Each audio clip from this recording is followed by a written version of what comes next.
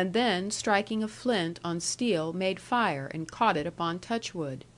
With this he kindled the tip of the stick, until it glowed with a ring of red, and then he breathed forth curls of smoke, blue and smelling on the air like spice.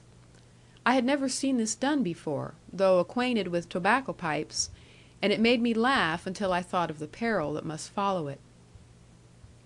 "Cousin, have no fear," he said. "This makes me all the safer. They will take me for a glowworm, and thee for the flower it shines upon. But to return. Of law I learned, as you may suppose, but little, although I have capacities. But the thing was far too dull for me. All I care for is adventure, moving chance, and hot encounter. Therefore all of law I learned was how to live without it.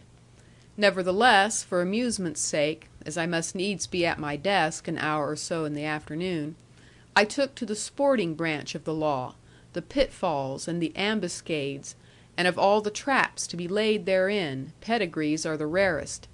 There is scarce a man worth a cross of butter but what you may find a hole in his shield within 4 generations.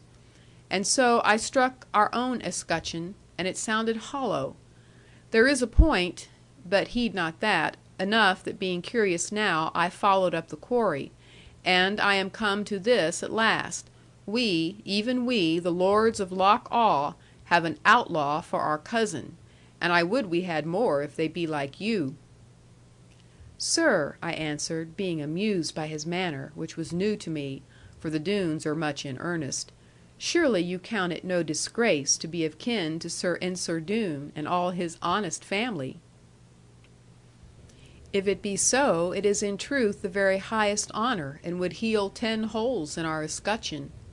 What noble family but springs from a captain among robbers? Trade alone can spoil our blood; robbery purifies it. The robbery of one age is the chivalry of the next. We may start anew, and vie with even the nobility of France, if we can once enroll but half the Doones upon our lineage." "I like not to hear you speak of the Doones as if they were no more than that," I exclaimed, being now unreasonable. "But will you tell me, once for all, sir, how you are my guardian?" "That I will do. You are my ward because you were my father's ward, under the Scottish law; and now my father being so deaf, I have succeeded to that right, at least in my own opinion, under which claim I am here to neglect my trust no longer, but to lead you away from scenes and deeds which, though of good repute and comely, are not the best for young gentlewomen. There, spoke I not like a guardian? After that can you mistrust me?" "But," said I, "good cousin Alan, if I may so call you, it is not meet for young gentlewomen to go away with young gentlemen, though 50 times their guardians. But if you will only come with me, and explain your tale to my grandfather, he will listen to you quietly, and take no advantage of you." "I thank you much, kind Mistress Lorna, to lead the goose into the fox's den. But, setting by all thought of danger, I have other reasons against it.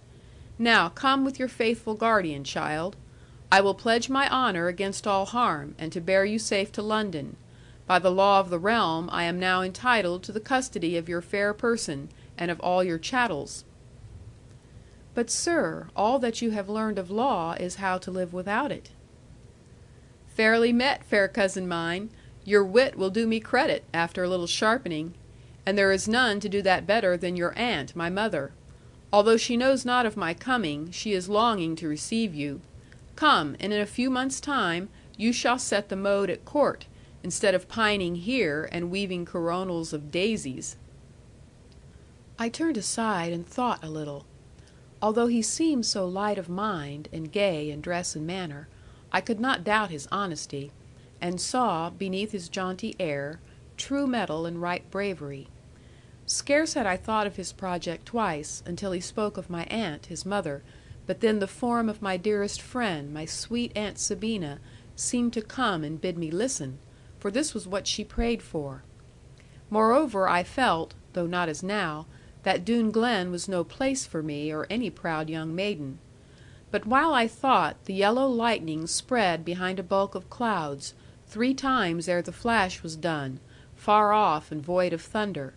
and from the pile of cloud before it, cut as from black paper, and lit to depths of blackness by the blaze behind it, a form as of an aged man, sitting in a chair loose mantled, seemed to lift a hand and warn. This minded me of my grandfather, and all the care I owed him. Moreover, now the storm was rising, and I began to grow afraid. For of all things awful to me, thunder is the dreadfullest.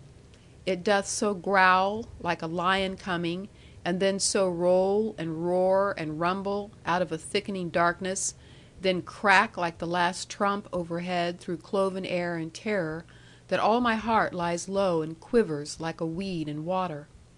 I listened now for the distant rolling of the great black storm, and heard it, and was hurried by it.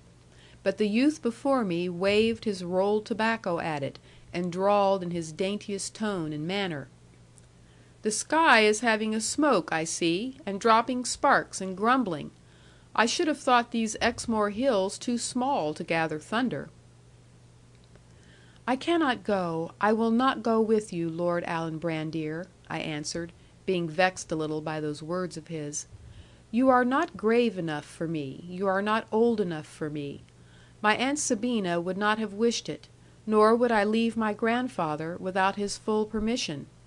I thank you much for coming, sir, but be gone at once by the way you came. And pray how did you come, sir?" "Fair cousin, you will grieve for this, you will mourn, when you cannot mend it. I would my mother had been here, soon would she have persuaded you. And yet," he added, with the smile of his accustomed gaiety, "it would have been an unco thing, as we say in Scotland, for her ladyship to have waited upon you, as her graceless son has done, and hopes to do again ere long. Down the cliffs I came, and up them I must make way back again. Now adieu, fair cousin Lorna. I see you are in haste to night, but I am right proud of my guardianship. Give me just one flower for token." Here he kissed his hand to me, and I threw him a truss of woodbine.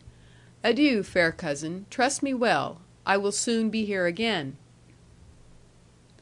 "That thou never shalt, sir," cried a voice as loud as a culverin, and Carver Doone had Alan Brandir as a spider hath a fly. The boy made a little shriek at first, with the sudden shock and the terror. Then he looked, methought, ashamed of himself, and set his face to fight for it. Very bravely he strove and struggled, to free one arm and grasp his sword, but as well might an infant buried alive attempt to lift his gravestone. Carver Doone, with his great arms wrapped around the slim gay body, smiled, as I saw by the flash from heaven, at the poor young face turned up to him. Then, as a nurse bears off a child who is loath to go to bed, he lifted the youth from his feet, and bore him away into the darkness. I was young then. I am older now. Older by 10 years, in thought, although it is not a 12-month since. If that black deed were done again, I could follow, and could combat it; could throw weak arms on the murderer, and strive to be murdered also. I am now at home with violence, and no dark death surprises me. But, being as I was that night, the horror overcame me. The crash of thunder overhead, the last despairing look, the death piece framed with blaze of lightning. My young heart was so affrighted that I could not gasp. My breath went from me, and I knew not where I was, or who, or what; only that I lay and cowered under great trees full of thunder, and could neither count, nor moan, nor have my feet to help me. Yet hearkening, as a coward does, through the brushing of the wind and echo of far noises, I heard a sharp sound as of iron, and a fall of heavy wood. No unmanly shriek came with it, neither cry for mercy. Carver Doone knows what it was, and so did Alan Brandir. Here Lorna could tell no more, being overcome with weeping.